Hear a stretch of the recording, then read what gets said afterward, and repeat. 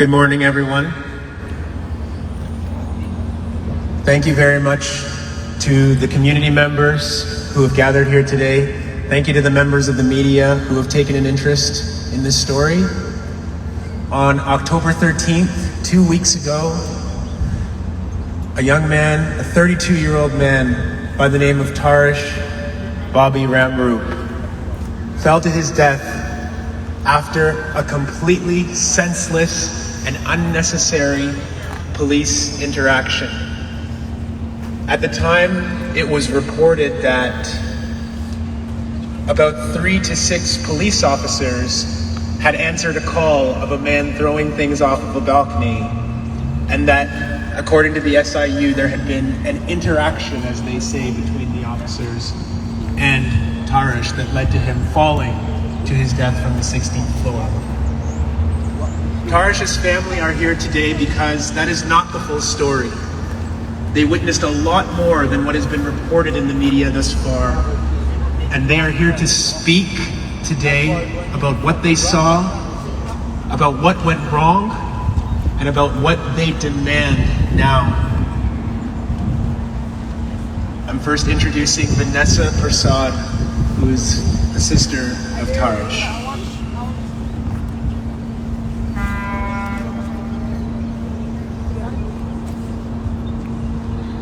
On October 13, 2022, our entire lives were shattered in a single split second. At approximately 2:30 in the afternoon, Bobby had texted my mom that somebody is trying to break into our house. We believe that's when the police came to our apartment and banged down our door. My oldest brother, who was home with Taresh at the time, was demanded to get out of the house with no explanation why. His brother said there was about 4 cops currently present at the time. Upon getting Taresh out of the apartment, they told Taresh he had to get out and wait in the lobby.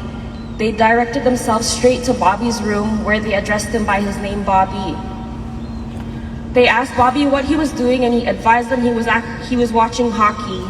We don't understand how someone in their bedroom watching hockey, unharming anyone, ended up on the floor a few hours later. My mom came from work at approximately 3 o'clock after Bobby had sent this text to my mom. When she arrived to the building, there was about 10 cops and officers currently on site at the time. One officer physically pushed my mom back and told her to stay back, that she was unable to enter the building. My mom told the officer, "You are not allowed to put your hands on me," and proceeded to enter the building. When she entered the building, she was placed in the super's office at the bottom of the building and told to stay put. The officers advised her that Bobby was going through psychosis and they were going to be taking care of the situation. My mom phoned me and my dad, and we quickly came down to Jane and Finch. Upon our arrival, we too were put in the super's office of the building. They locked us in the office. At approximately 4 o'clock in the afternoon, Bobby was still alive when my mom came from work. There was presently 8 family members on site, and there was about 20 cops, 10 of them being SWAT members on site. They kept us locked in the room. They advised us not to call or text Bobby, and Bobby throughout the day had texted his mom and dad that he needed help. For 6 hours, they kept us locked in the room. Our loved one fell at approximately 6:30. Once again, we were locked in this room. All we could see was an ambulance showed up. No officer communicated why an ambulance had showed up. It turns out Bobby had fell to the floor after slipping from the 16th floor window. There was cops on the roof. There was cops in our apartment. They ransacked our apartment. Bobby was unarmed, had no drugs on him. He had the time to tie a cable cord to escape from the SWAT team who came to our apartment with the things you bang the door in to break someone's door down. We will never understand why these weapons, tactics, or officers were necessary when we as a family did not place this call for police. We begged them for 6 hours to speak to our son during the interaction they were having with Bobby. They refused to let us see or speak to our son for 6 hours. After he slipped from the window and fell to the floor, there was numerous witnesses that say all the officers were standing around prior to him falling. They told many civilians, please step back, this man is about to fall. But yet no fire truck was called, no blanket was put to catch him. We live on the highest floor of the building. There's people on the roof, there's people at the bottom of the building, but yet no one was on the 15th floor to catch our brother. Our brother innocently slipped to his life at the hands of Toronto police, and we're holding them accountable. Bobby had 2 full-time jobs and he did whatever he could to make his ends meet for his mother and his brother. He was suffering from severe depression and he should not have lost his life for that. And we're gonna fight for justice till the very end.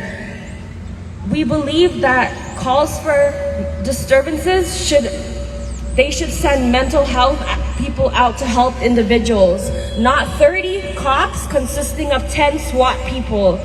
My brother was unarmed and did not deserve this ending. His birthday would have been November 1st, where he would have been turning 33. He worked at FedEx for a long period of time where many people spoke fondly of him.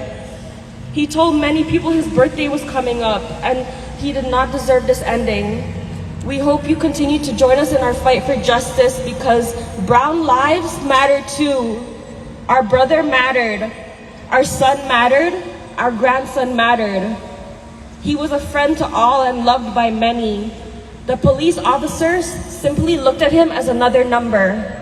They simply looked at him as another vulnerable life they could take.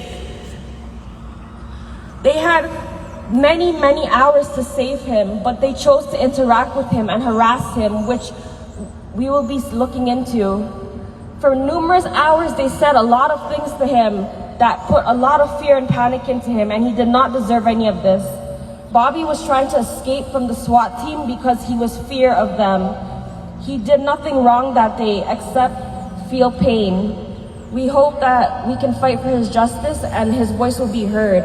And once again, our family's letting you all know brown lives matter as well. And this is the first West Indian individual taken from the West Indian community. Thank you.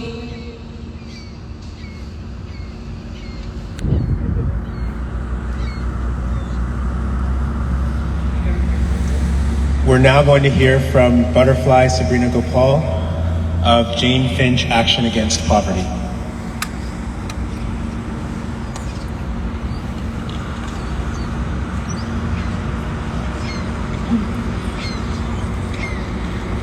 Good morning. It's not a good morning. I woke up this morning thinking about so many losses our community has faced. So many untimely deaths and tragedy by the hands of the Toronto Police, in particular in our community, 31 Division. The city has completely disregarded the calls and cries of Black, racialized, and Indigenous communities across the city, across the province, across this country. I'm a member of Jane Finch Action Against Poverty. We're a grassroots groups in this neighborhood fighting against the police and other systemic and structural harms. This is a tragedy that could have been prevented. For years, not just JFAP, but other racialized communities, social justice groups, grassroots groups, community groups have been calling for the defunding of police. Years. This is nothing new. A 50% of reallocating these funds to social services, mental health services, programs, local mental health responses. The police should never have been equipped, they're never equipped to show up for these types of tragedies. The City of Toronto, the Mayor, the Police Board, Services Board, they're all culprit. They're all implicated for Taresh's death, Regis, Jermaine, and so many others. They need to be held accountable now. They are all responsible.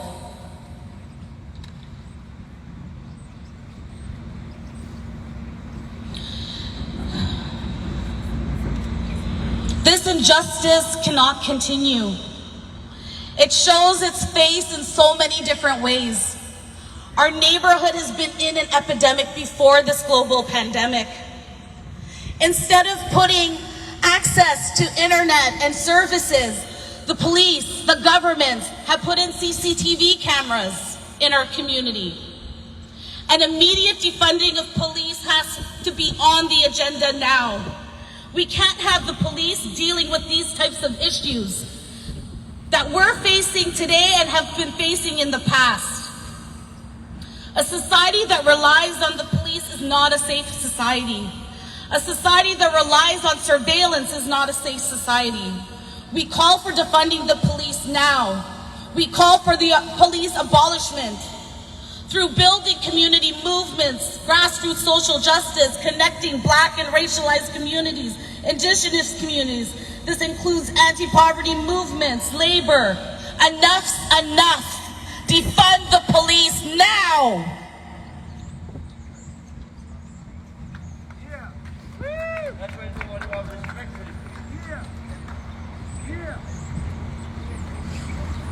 Thank you, Butterfly. The family has several demands for the Toronto Police Services Board, for Toronto City Council, for the police themselves, and Vanessa is going to share a few of the main demands that the family has. The family of Taresh are demanding abolishing the Toronto Police Services and the development of appropriate and caring emergency responses. We're looking for the name and criminally charge all of the officers involved in the October 13th response, including the police officer or supervisor who directed the police actions and dispatched the call to 1825.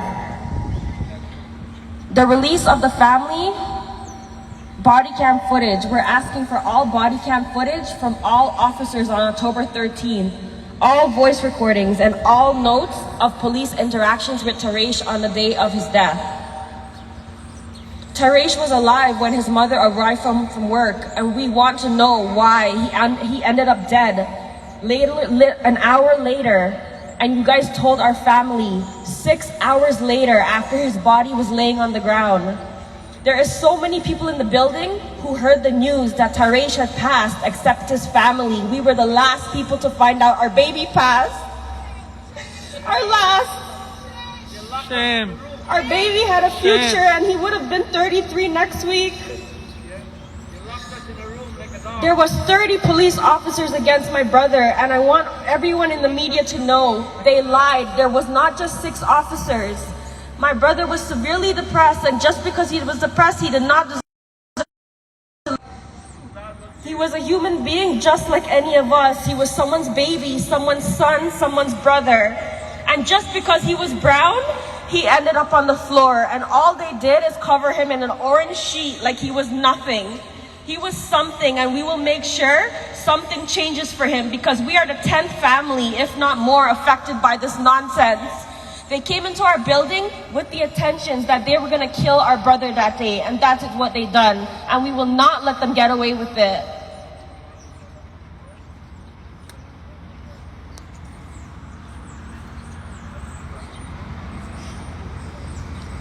Again, we want to thank the members of the media who have shown up today to cover this story.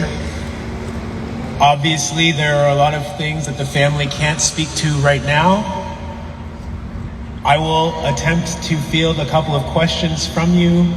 Please respect the situation that this family is going through, that they are grieving, that they are in pain. And if you want to ask a question, please introduce who you are and what news outlet that you're from, and we can take a couple of questions. Vanessa, my name is Jennifer. I'm a reporter at the Toronto Star. I wondered if you could just tell us more about your brother, like what he was like as a kid. You mentioned he worked a few jobs. He was 33, he was going to turn 33. I know it's a bit difficult to talk about someone we've lost, but you could maybe give us more of a sense of him. Bobby enjoyed and pursued graphic designing. He wanted to create logos and put them on clothing so he could sell them to the world and give back to children or members of the community. Some of our family members are wearing some of his logos that he created.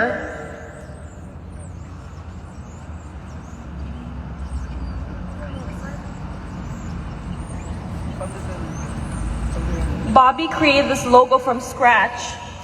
His goal was to create graphic designing clothing which he could sell so he can donate to little children because he loved children growing up.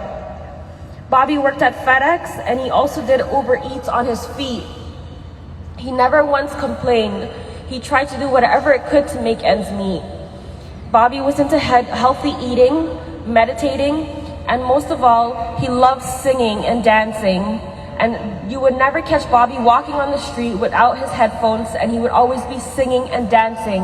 Someone you could never tell was in any sort of pain or depression. Bobby was determined to finish all his goals in life, and he had more planned. After his passing, we found he had many motivational goals. He wanted a family, he wanted his own apartment, he wanted 3 children, he loved children. He wanted to be a great father, and he wanted to do more for the world, not just for himself. Bobby always cared about more about the world than himself. That was one thing that made him selfless. He had a smile that was absolutely gracious, like the one you are all looking at in his FedEx photo. And I can guarantee if he was here with you all today, you would be seeing that exact same smile. The one in his FedEx photo. That is a smile he carried with him everywhere. Bobby helped his mom all his life, and he has lived with her all his life. His mom was his entire world, and he had no intentions of taking his life. He texted my mom that day that he needed help, something the Toronto police did not give her the chance to do. Bob, if you're listening, Mom is fighting with all her heart for you, and your entire family is fighting for justice for you. What the Toronto police did to you was wrong. Your graphic designing, I will carry it on for you and sell your clothing in a way I can donate back to children and communities just like you would have wanted. I will make sure your logo gets known and why you created these logos. Your graphic designing will not go to waste.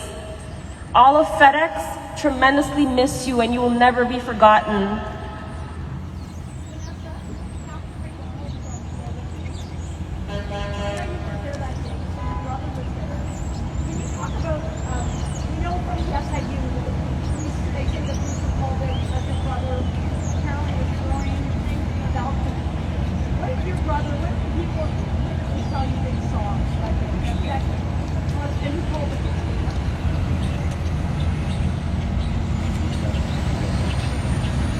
I can only speak on what I've seen. I actually arrived to the scene about an hour after that happened. Can you tell us what you saw a little bit more when you got there? I know that there's a concern that about the number of officers. When I arrived on scene, I know the SIU states there was 6 officers dispatched alone.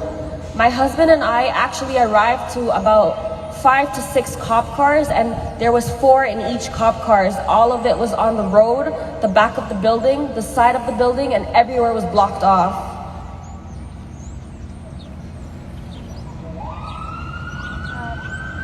When you were there, did you call him Bobby most of the time?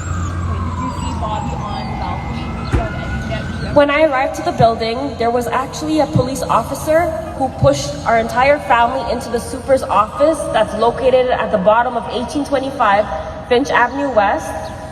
They told our family they are bringing a doctor to speak to Taresh, to take him to the mental health hospital to help him.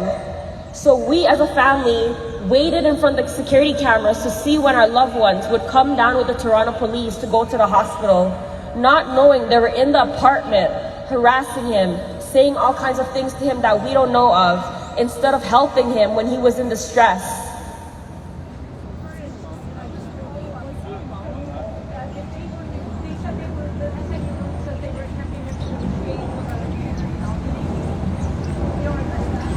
The SIU said they were trying to negotiate from the neighboring balcony. I can't give any information on that, as I did not see that, or they had locked our entire family in the super's building at the office at the bottom.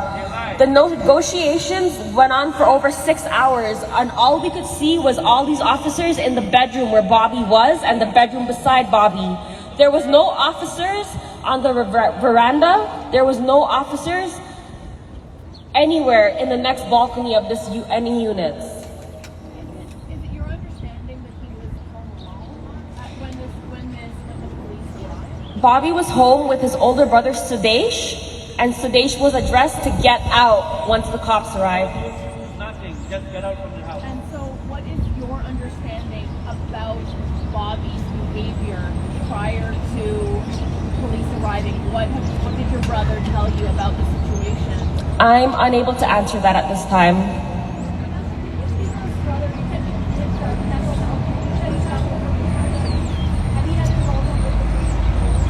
No. This entire situation is no way relevant to the police.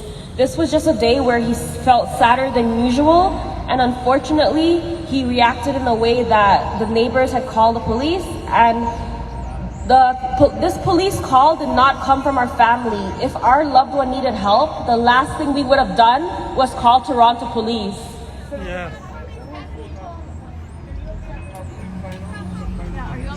I'm unable to answer that at this time.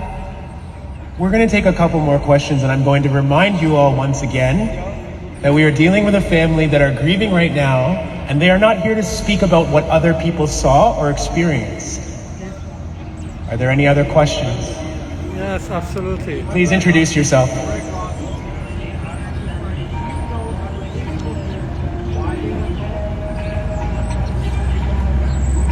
No, we're not here to speak for the police, as I said.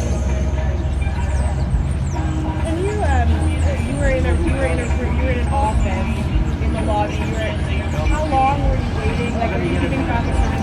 And do you have? We kept track of every single second of the time of that day. From the time we were placed in that in the super's office of the building, my mom advised her fear is Bobby will try to go through the window. The police advised her not to text or call Bobby, that they're handling the situation. They're bringing a doctor to talk to Bobby. That was a lie. No doctor ever showed up to speak to my brother until after he passed. And can you? I know it's hard to relive what happened, but to give people an idea, what did officers tell you when they returned to the office?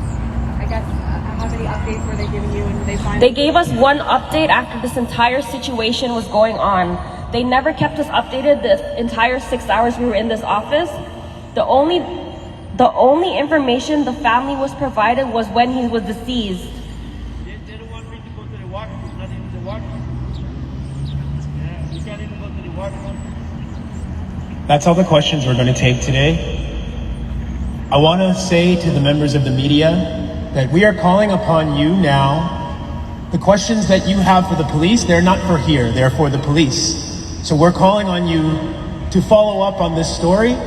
We are also calling upon you. You have heard some of the demands, and we have the demands in print of what this family is asking for. We want you to put those demands out into the world as they have been spoken here today and as they have been written down on paper. There is going to be a vigil for Bobby at 1825 Finch West on November 1st. November 1st would have been his 33rd birthday, and the community is going to gather at 1825 Finch West at 6 p.m. on November 1st to remember him.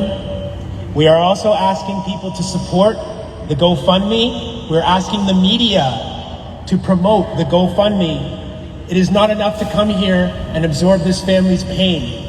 They have funeral expenses, they have untold expenses from this loss that have to be covered and are putting them at even further jeopardy right now. We need the members of the media to help us by sharing the link to the GoFundMe for this family so that they can recover funeral costs. Thank you everyone for being here. Do you understand why? Because they just said mom can't go. Like obviously, like I think they would have let them upstairs. just Like, let if they're them go like an at all. active situation. No, obviously they I guess that's their problem. It's like if they just let his mom talk to him, like he probably could have calmed down. Like he asked her to come. Yeah, exactly. Like They there don't needs to come be to the some door.